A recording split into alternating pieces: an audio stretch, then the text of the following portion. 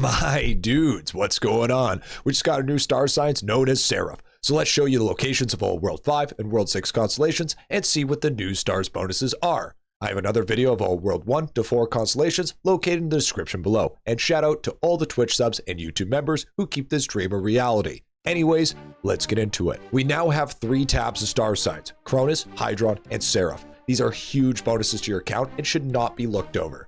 Not to mention, with the RIP bonus known as Infinity Star Signs that makes all the unlocked star signs you have permanent, but only the ones you have unlocked. So make sure you do so. And in order to get Infinity Star Signs permanent, you can unlock it by leveling up the shiny pets known as Squirrel, Piggo, Glublin, Surstash, Penguin, and Botbox from breeding. Also, if you didn't know, World 4 trips that double all star signs only works with the 3 star signs you have aligned, so make sure to choose wisely. Let's start off with World 5 for all the locations of the constellations. Magma River Town, you must reach level 200 on 10 players in total.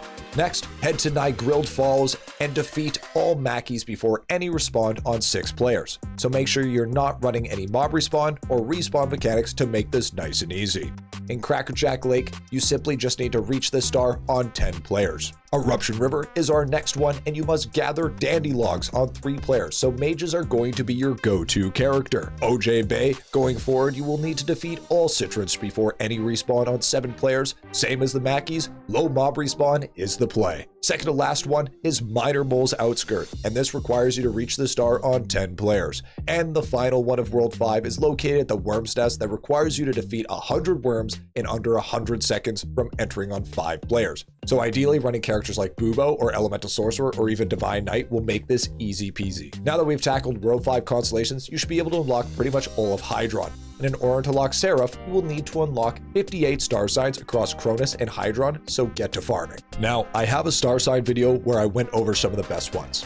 This video will also be in the description below, but I haven't covered the new ones for Hydron, so let's go over them. First new one on Hydron is Breedability, which gives you 35% breedable speed and 50% shiny pet level speed, which makes this a must when pushing shinies on your Beastmaster. Gordiness Major for plus 15% cooking speed, multiplicative is a must-have and should push ASAP. Power Bow Wower is 30% pet damage for breeding skill, which is okay if you're trying to push Spices or Arena, but not a priority. Science Scion is 20% lab XP, which is mid at best. Artifosho for 15% artifact find chance, and its multiplicative will be a powerhouse for fighting things like Eldritch Fury. Dividov, Doug Dimmadoma to Dividov for 30% Divinity XP is alright, I guess. And Sea Shanty Major, shout out to the RuneScape players, that gives you 20% sailing speed, will be a very good star sign. Now before we dip into Seraph, let's find all the World 6 constellations and how to do it. We have a super secret star sign, so shh, don't tell Lava. In World 6 town that needs you to get level 420 on 4 players.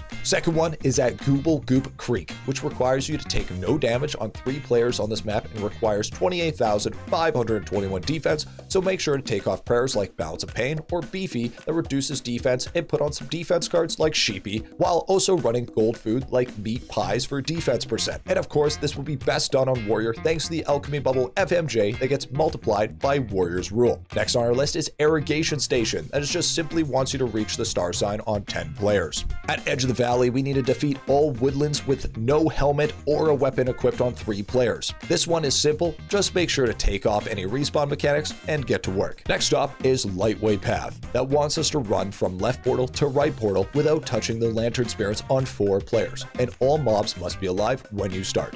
All you need to do for this is click on the constellation and you'll get a pop-up that says run for it. As soon as this says so, go ahead and start nuking down the lantern mobs and make it to the right side. Congrats, you win. Heading over to one of the most adorable monsters in the game, Above the Clouds, we need to defeat the giant leaks on 5 players. So make sure to take Tactation of the Titan's Prayer and wait for weekly reset to make it as smooth as possible. Dozy Dog Park is next on the chopping block with the constellation that requires you to farm this map tree on 5 players. This one is going to be hard because it requires a ton of efficiency, but remember, Mage's specialty is chopping. Second to last constellation is Yoke Rock Basin, and we must defeat all royal eggs before any respawn on 7 players. Same as Mackies or Woodland Spirits, nice and easy. And finally, our last constellation located at the final map of World 6 that needs you to defeat 100 Samurai Guardians within 100 seconds of entering this map on 8 players. Same as the Tremor Worms. This one is going to be difficult. Good luck.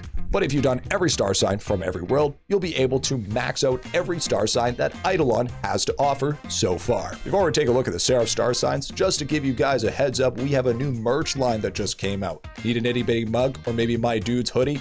All of that is in the link below, so why don't you go check out the merch store. Anyways, let's take a look at the Seraph star signs because these bonuses are disgusting. First one to unlock is straight in the middle, known as Muscle Magnus, which is, to my knowledge, plus 50 base strength, not total, so it scales off all stat percent. The right is completely closed off because my guess is this is World 7 star signs. And I'm about to butcher these names, so get ready. Crop Evio Minor is a 3% crop Evo chance per farming level, which is actually super potent. Estelio is 12% Ninja Twin Stealth, which will help you push floors and sneaking. Sneaky EX gives us 15% sneaking XP. In my personal opinion, one of the best star signs, Jadasisi, anyway, which gives plus 10% Jade Gain multiplicative, which is absolutely huge. And instead of things like Cronus or Hydron Cosmos that allows us to equip another star sign, we have Seraph Cosmos that makes all star signs 1.10 times more potent per 20 summoning levels. So get summoning to like level 80 and that's a 40% increase. Darupi Major for a 12% drop rate.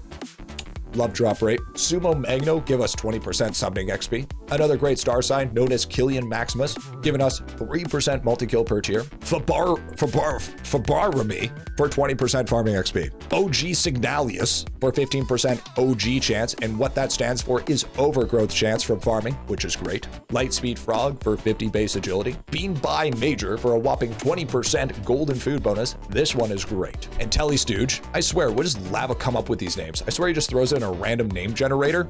Anyways, gives you 50 base wisdom, and Demarian Major for a big 25% total damage. And the final one that I actually haven't unlocked yet, so I guess that secret is up to you. Leave it in the comment section if you know what it is. There you go, my dudes. A constellation location guide. Hope you enjoyed. But anyways, my dudes, I gotta get back to the guide grind. Stay tuned for the next IdleOn video. Stay safe, happy grinding, and peace out.